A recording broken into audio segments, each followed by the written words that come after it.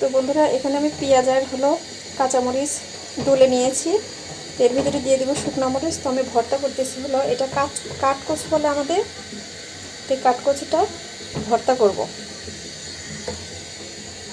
তো এখানে একটু সরিষার তেল দিয়ে দিচ্ছি, অল্প একটু ভর্তা।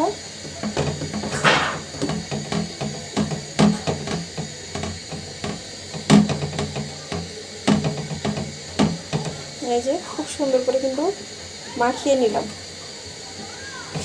তবে এর ভিতরে কিন্তু একটুখানি কাঁচা রসুনও দিয়েছি, তাহলে খেতে মজা লাগবে। কচুটা কিন্তু একেবারে সুন্দরভাবে সিদ্ধ হয়ে গেছে।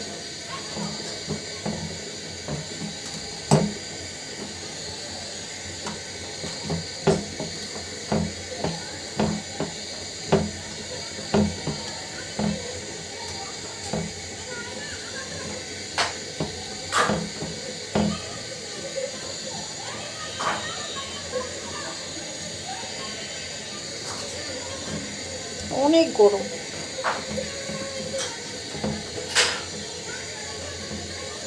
এরকম কচু ভর্তা কিন্তু খেতে অনেক মজা লাগে। তো বন্ধুরা আপনারা খান কিনা জানি না, যদি এরকম কচু ভর্তা করে খেয়ে থাকেন তাহলে অবশ্যই একটা কমেন্ট করে জানাবেন।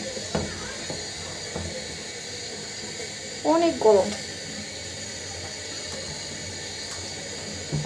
শুকনা মরিচ দিয়েও কিন্তু ভর্তা করে খাওয়া যায়, কিন্তু কাঁচা মরিচের স্বাদটা কিন্তু একটু বেশি কচুতে। কচু ভর্তাতে কাঁচা মরিচ দিয়ে ভর্তা বানালে খেতে বেশি মজা লাগে। অনেক গরম তো, এই যে ধোঁয়া উঠছে দেখা যাচ্ছে কিন্তু।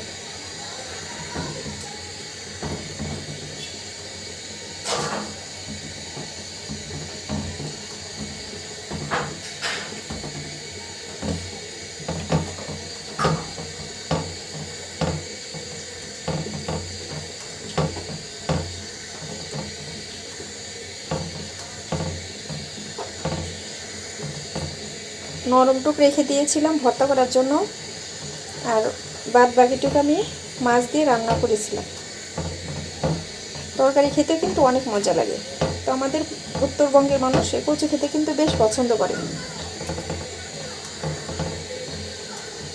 উত্তরবঙ্গ বলতে আমাদের সিরাজগঞ্জের মানুষ কিন্তু এই কচুগুলো, কাঠকচুগুলো খেতে অনেক পছন্দ করে। ভর্তা বলেন, ভাজি বলেন, বড় মাছ দিয়ে রান্না বলেন, ছোট মাছ দিয়ে চচ্চড়ি, সব রকম রান্না খেতেই পছন্দ করে।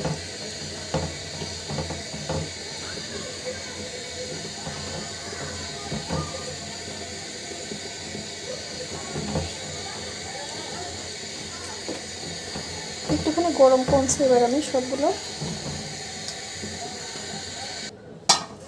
তোমার এই কচুটা কিন্তু খুব ভালোভাবে আমি ডলে নিয়েছি, এর ভিতরে কিন্তু একটু আঁশ নেই।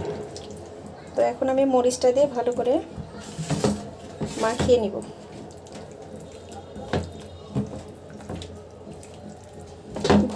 ভর্তা সানা ভাত কিন্তু গরম গরম ভাতের সাথে খেতে অনেক মজা লাগে, আর আমরা ভর্তা সানা ভাত অনেক পছন্দ করি। সবসময় কিন্তু তরকারি খেতে মজা লাগে না, একটু ভর্তা ভাত খেলে মুখে কিন্তু আরও রুচি আসে। তো বন্ধুরা ফাইনালি ভর্তাটা কিন্তু আমার কমপ্লিট। এই যে গরম গরম ভাতের সঙ্গে লেবু দিয়ে খেলে কিন্তু খুব মজা লাগে কচু ভর্তাটা। তো আজকে এই পর্যন্ত বন্ধুরা, সবাই ভালো থাকবেন, সুস্থ থাকবেন। আর আমার চ্যানেলে যারা নতুন অবশ্যই কিন্তু চ্যানেলটি সাবস্ক্রাইব করে রাখবেন এবং পাশে বেল আইকনটি প্রেস করে রাখবেন, আর আমার পেজটি ফলো করে দিবেন। সবাই ভালো থাকবেন, সুস্থ থাকবেন। আমার একটা ফেসবুক পেজও আছে বন্ধুরা, সাদ ব্লগ। তো সবাই ভালো থেকো। আসসালামু আলাইকুম, আল্লাহ হাফেজ।